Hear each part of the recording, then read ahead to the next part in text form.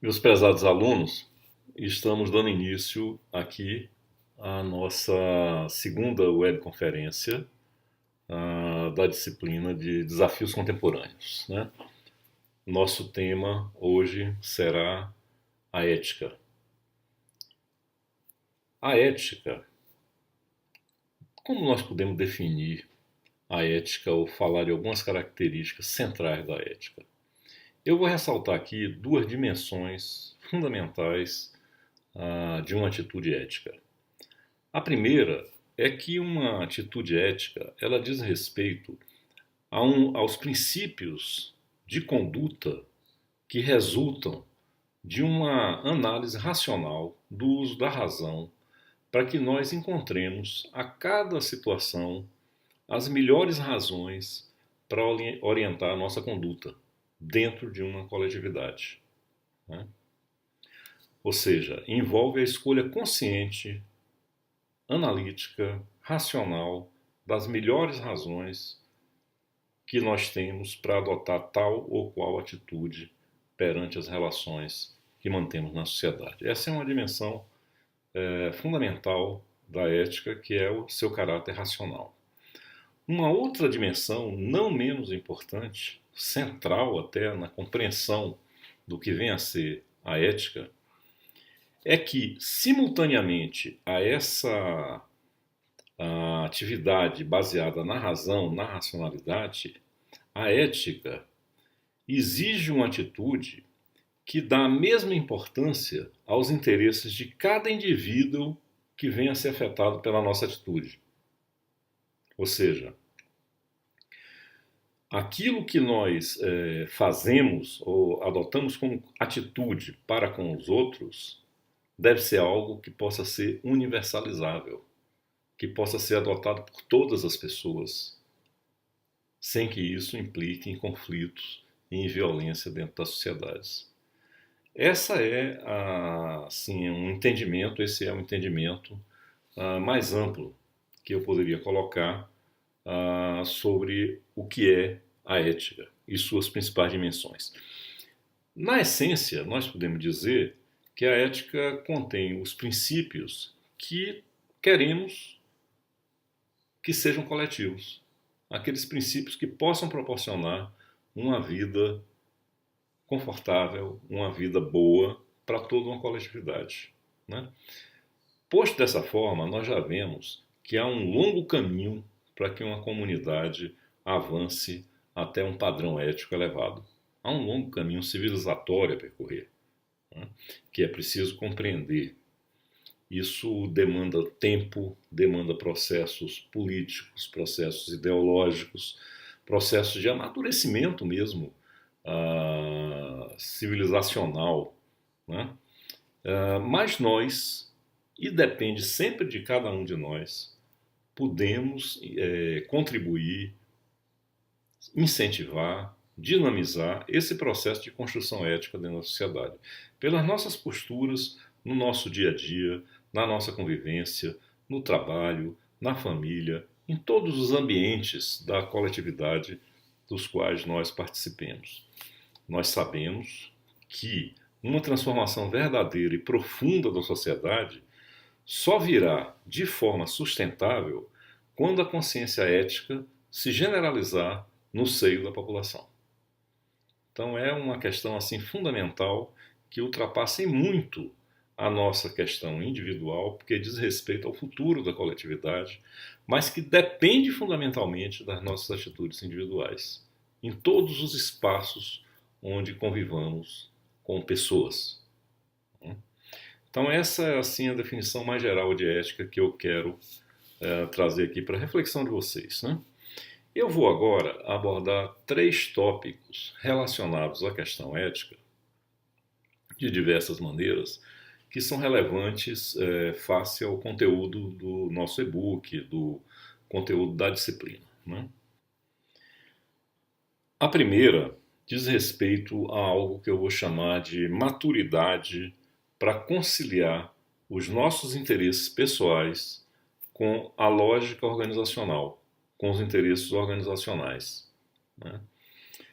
Em certo sentido, atender aquilo que foi pactuado com a empresa quando estabelecemos uma relação profissional necessita ser integrado ao nosso código ético de comportamento na dimensão profissional, né? Nós realizamos um acordo pelo qual somos remunerados pelo trabalho que desenvolvemos e é natural, então, que hajam as expectativas organizacionais de que o trabalho seja desenvolvido da melhor maneira possível, com qualidade, a tempo, dentro daquelas condições objetivas de trabalho que também fazem parte do pacto estabelecido. Essa postura, esse reconhecimento desses nossos compromissos organizacionais fazem parte da nossa ética profissional. É um elemento assim fundamental. Então, todo o tempo é preciso, no ambiente profissional, estarmos avaliando, do ponto de vista da lógica organizacional e do ponto de vista das nossas atitudes éticas, qual é o comportamento mais adequado em cada situação.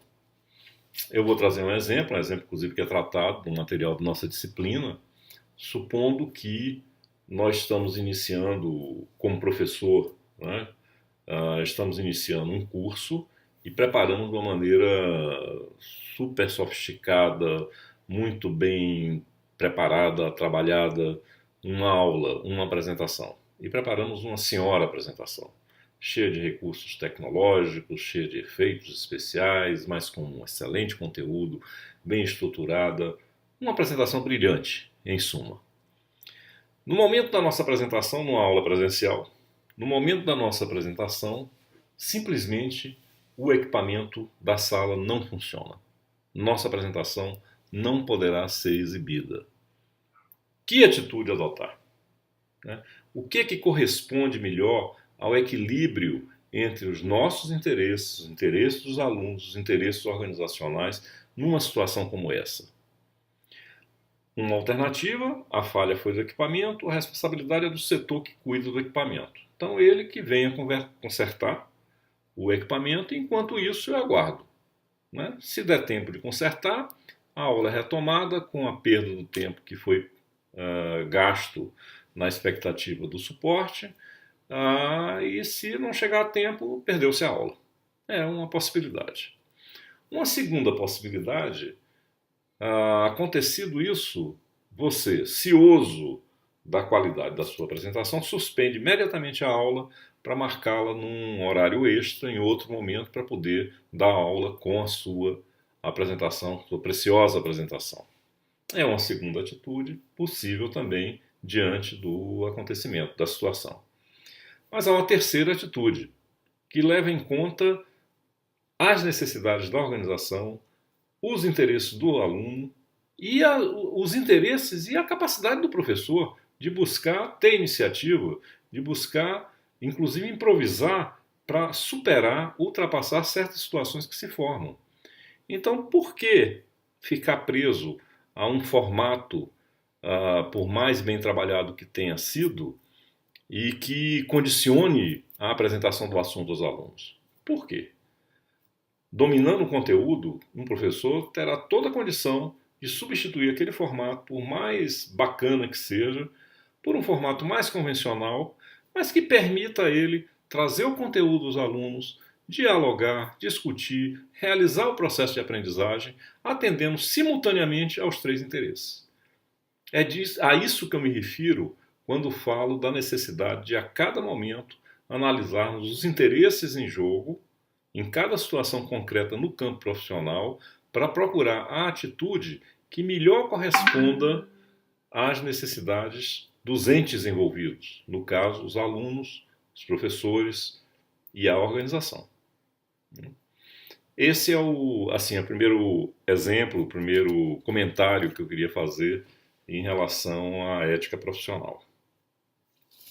O segundo comentário diz respeito ao fato de que muitas categorias profissionais, advogados, administradores, engenheiros, médicos, desenvolveram e instituíram códigos de ética profissional, né, que estabelecem um padrão ético para a atuação do profissional na sua atividade, no atendimento às pessoas, seja um advogado, seja um médico, seja um engenheiro.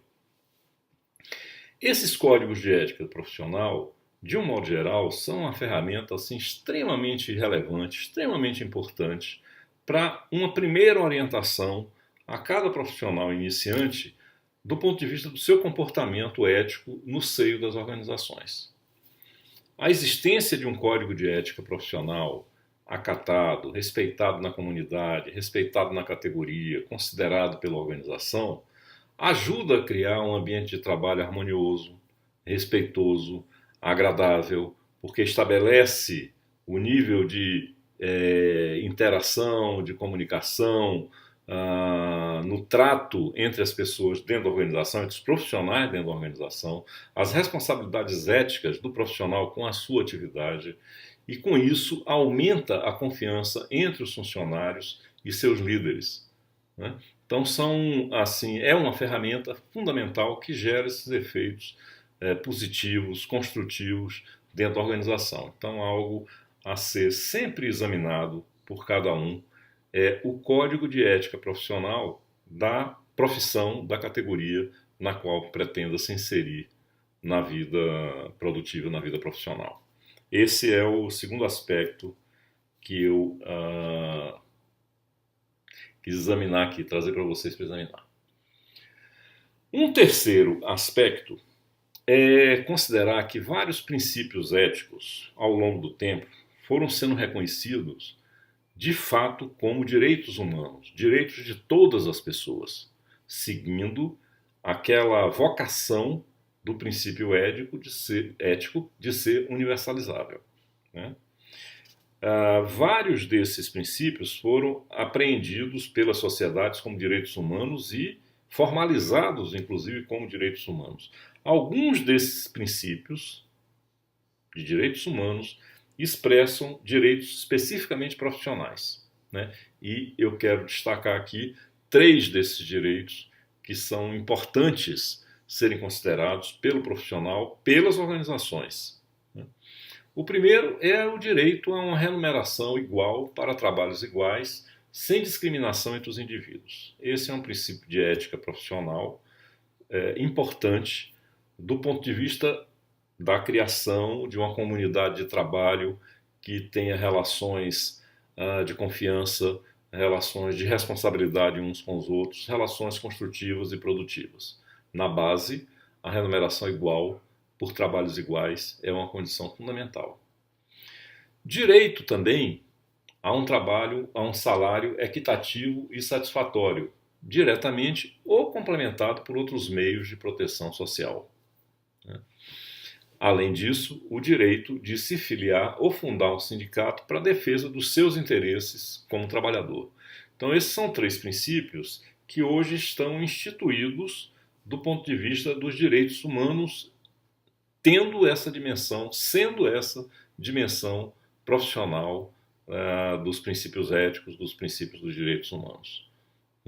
A observância desses princípios, combinado com o equilíbrio que eu me referi na relação entre os nossos direitos como cidadão, a nossa ética pessoal e a ética organizacional, os interesses organizacionais, a construção desse equilíbrio, a permanente busca desse equilíbrio é a postura mais saudável do ponto de vista de uma carreira profissional bem-sucedida, equilibrada, que valorize o trabalho na organização, que contribua efetivamente para a organização, ao mesmo tempo em que preserve e construa para cada profissional um ambiente de trabalho mais solidário, mais cooperativo, mais construtivo.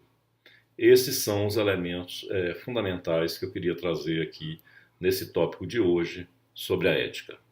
Fico à disposição de vocês para que no bate-papo, aqui mesmo no Collaborate, ou no fórum que discute os conteúdos da disciplina, nós possamos debater e discutir esses assuntos relacionados à ética.